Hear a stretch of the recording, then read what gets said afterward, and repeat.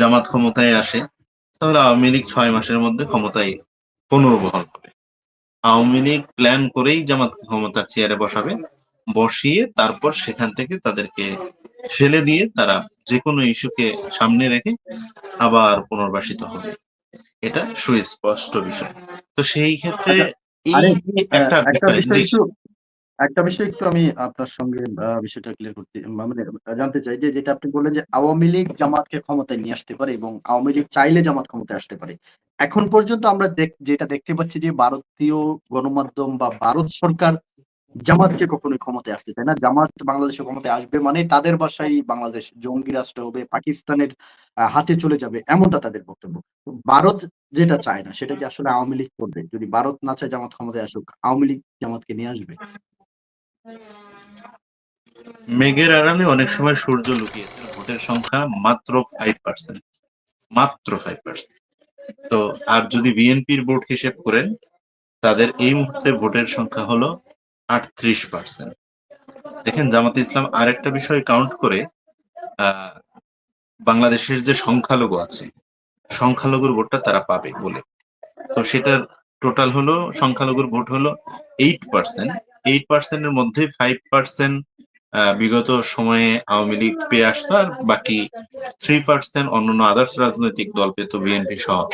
তো সেই ক্ষেত্রে ওখান থেকে যদি ধরা হয়, ধরেন 5%, তাহলে 5 আর 5 10%। তো 10% ভোট, এছাড়াও বিগত পালিয়ে যাওয়া একটা আওয়ামী লীগের একটা ভোট আছে, সেটা কোনো না কোনো দলে ঢুকবে। সেটা তো আর একক কোনো রাজনৈতিক দলের নয়। তো সেটাও আওয়ামী লীগের যে ভোট ব্যাংক, বর্তমানের অবস্থা তাদের খুব খারাপ, যেটা ধরা যায় 7%-এর মতো সর্বোচ্চ, এর বাইরে নেই। যে মানে কিছু মানুষ আছে, আপনি যাই কিছু হোক, খুন করুক, মার্ডার করুক, ধ্বংস করে দেয়, তার ভোটটা গিয়ে সে ওখানেই দিবে। এরকম কিছু ভোট আছে। সেই ভোটটা আপনার এখানে প্রায় সিংহভাগ কেন্দ্রেই তারা যাবে, ভোট দিবে না। তো সেখান থেকে একটা ভোট যদি ভাগ হয়ে এখানে আসে, সর্বোচ্চ জামাত ইসলামের ভোটের সংখ্যা 11%। কোথায় 38% ভোট আর কোথায় 11% ভোট, সেই 11% ভোট নিয়ে যদি মনে করা হয় রাষ্ট্রীয় ক্ষমতায় জামাত আসবে, সেটা আসলে অকল্পনীয় বিষয়। তো জামাতের এই মুহূর্তে অত বড় ফিটনেস হয় নাই, তারা 11% ভোট নিয়ে বাংলাদেশের রাষ্ট্রীয় ক্ষমতায় চলে আসবে। তবে হ্যাঁ, জামাতের এখন বর্তমান যে পলিসি, তাদের যে রাজনৈতিক দূরদর্শিতা, সেই জায়গা থেকে জামাত এখন তারা বিরোধী দলের অবস্থানে নিজেদেরকে প্রেজেন্ট করতে পারে, সেই সক্ষমতা তাদের হয়েছে। এবং তাদের যে জোটগত রাজনৈতিক দল যেগুলো আছে, সেগুলোর বিষয়ে যদি কথা বলি, তাহলে দেখা যাবে খুব একটা ভোট তাদেরও নেই। তো সেই ক্ষেত্রে জামাত কোনোভাবেই রাষ্ট্রীয় ক্ষমতায় চলে আসা, সেটা আসলে অকল্পনীয় বিষয়, আপনারা জানেন। আর জামাত যদি বাই চান্স ক্ষমতায় চলেও আসে, তো বুঝতে হবে সেটা আওয়ামী লীগ ক্ষমতায় এনেছে। কারণ আওয়ামী লীগের একটা প্ল্যান খুব সূক্ষ্মভাবে করে।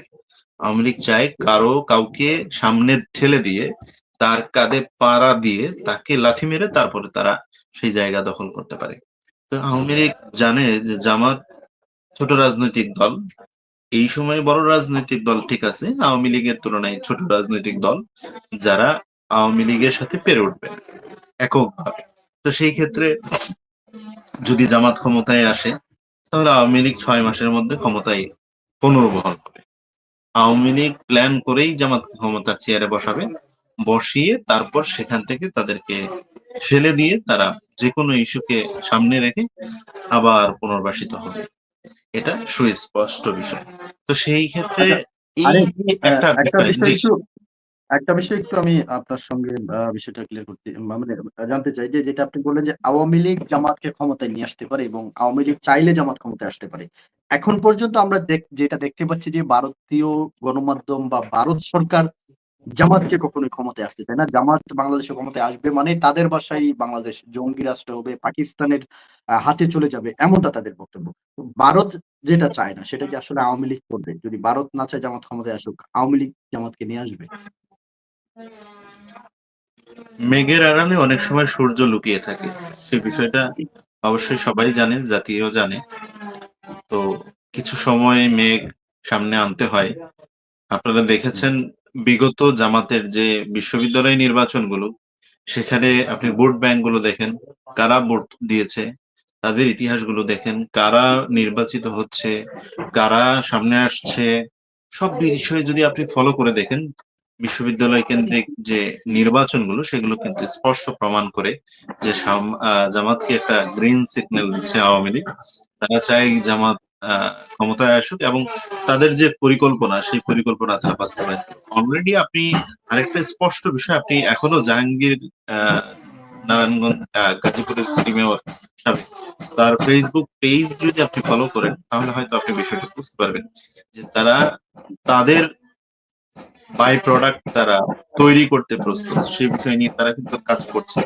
এটাতে ইঙ্গিতপূর্ণ তারা মেসেজ এবং তাদের কথাগুলো, আমি জাহাঙ্গীর কবির নানকের সাথে ভারতীয় গণমাধ্যমে টকশোতে কথা বলেছি, তো সেই জায়গাও আমি স্পষ্ট দেখলাম তাদের যে ইঙ্গিতপূর্ণ কথা, সেগুলোকে আসলে তারা যে পরিকল্পনা করছে সেটার আমি একটা সামারি বললাম, এই দিকেই আসে। যারা রাজনৈতিকভাবে গভীরভাবে পর্যালোচনা করছে তারা হয়তো এই বিষয়টাকে লক্ষ্য করবে। আর আওয়ামী লীগের পাতানো ফাঁদে যে কোনো রাজনৈতিক দল পড়ে যেতে পারে, এটার সম্ভাবনা খুব বেশি। আপনারাও জানেন আওয়ামী লীগ খুব সূক্ষ্মভাবে পরিকল্পনা করে বাস্তবায়ন করার চেষ্টায় থাকে। আর ফজলুর রহমান সাহেব যেটি বলেছেন, আপনি হয়তো জানেন তিনি কিন্তু মুক্তিযোদ্ধা। বাংলাদেশের প্রেক্ষাপটে 24-এর গণঅভ্যুত্থানের যেমন মূল্য, তার থেকেও কোনো অংশে কম নয়, বরং তার থেকে ডাবল কিন্তু 71-এর স্বাধীনতার একটা মূল্য রয়েছে। যেহেতু আমরা 71-এর স্বাধীনতার মধ্য দিয়ে সার্বভৌমত্ব একটা রাষ্ট্র পেয়েছি এবং স্বাধীন একটা মানচিত্র পেয়েছি, সেটার গুরুত্ব অপরিসীম। তো সেই জায়গা থেকে এটাকে জামাতের একটা এলিগেশন রয়েছে বিগত রাজনৈতিক কেরিয়ারে, যেটার কারণে তাদেরকে এখন অনেকটাই বেগ পেতে হবে। এটাই স্বাভাবিক, এটা তাদের মেনে নিতে হবে যে তাদের পূর্বের যে ডিসিশন ছিল এবং তাদের যে কার্যক্রম ছিল সেটাকে আসলে এই সময়ের রাজনীতিতে রিফ্লেক্ট করবে, এবং সেটাই বাস্তবতা। ফজলুর রহমান সাহেব একজন মুক্তিযোদ্ধা হিসেবে তিনি এটা দাবি করতে পারেন, সেটা তার ব্যক্তিগত অভিমত হতে পারে কিংবা তার আয়েস হতে পারে, কথা বলতেই পারেন, এটা একজন মুক্তিযোদ্ধা হিসেবে বলতেই পারেন। আমি মুক্তিযুদ্ধে অংশগ্রহণ করতে পারিনি কারণ সেই সময় আমার জন্মই হয়নি। তো সেটা আমার দাদারা, আমার বড় মুরব্বীরা যারা আছেন তারা অংশগ্রহণ করেছেন, তাদের কাছে সেটা আবেগের জায়গা। যেমন আমি 24-এর গণঅভ্যুত্থানে অংশগ্রহণ করেছি, তো সেটা আমার আবেগের জায়গা, সেটাকে আমি ধারণ করি, লালন করি। হ্যাঁ, সেটার গুরুত্ব আমার কাছে অপরিসীম। তো এইরকম একজন যোদ্ধা, অবশ্যই যোদ্ধারা তাদের যুদ্ধক্ষেত্রকে মূল্যায়ন করবে, এটাই স্বাভাবিক।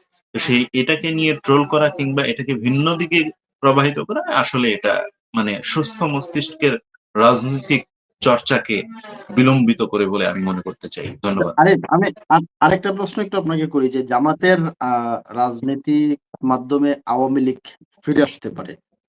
আওয়ামী লীগকে দল হিসেবে আসলে আপনি রাজনীতিতে প্রতিষ্ঠিত হওয়ার সুযোগ দেওয়া উচিত মনে করেন কিনা? যে আওয়ামী লীগ দল ব্যক্তি যেটা ব্যক্তির অপরাধের দায়ে দল নিয়ে দল নিষিদ্ধ করা বা তাদেরকে সুযোগ দেওয়া, আসলে এরকম কোন সুযোগ দেওয়ার কোনো আপ পক্ষে কিনা? আপনি একটা বিষয় ক্লিয়ার বিষয় জানেন যে অপরাধ যারা করে তাদের অবশ্যই শাস্তি প্রয়োজন। আমি আওয়ামী লীগ নিষিদ্ধ হয়ে যাক সে বিষয়ে আমি কখনো চাই না, একদম ক্লিয়ার মেসেজ। যেমন জামাত নিষিদ্ধ হয়ে যাক সেটাও আমি কখনো চাইনি। আমার সিগনেচার করা প্রেস রিলিজ কিন্তু গণমাধ্যমে এসেছে। হ্যাঁ, জামাতকে যখন আওয়ামী লীগ নিষিদ্ধ করছে আমি আহ, মানে প্রতিবাদ জানিয়েছি, আমি জানিয়েছি। তো সেই জায়গা থেকে আমি বলবো আওয়ামী লীগকে নিষিদ্ধ নয়, হুম, বরং তাদেরকে শাস্তি, যেটা তারা করেছে সেটার প্রাপ্য শাস্তি তাদেরকে দেওয়া হোক। আপনি অন্যায় করেছেন, অন্যায়ের শাস্তির পরে যদি আপনার সুযোগ থাকে তো আপনি ফিরে আসবেন, এটা আইন আদালত দেখবে।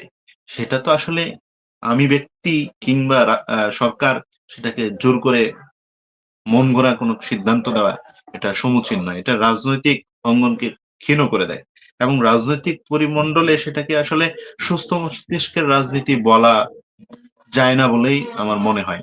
এবং আমি ক্লিয়ার মেসেজ আমি এখনো বলি, জামাতকে নিষিদ্ধ করা হোক আমি চাই না, আওয়ামী লীগকে নিষিদ্ধ করা হোক সেটা আমি চাই না। আমি চাই যেই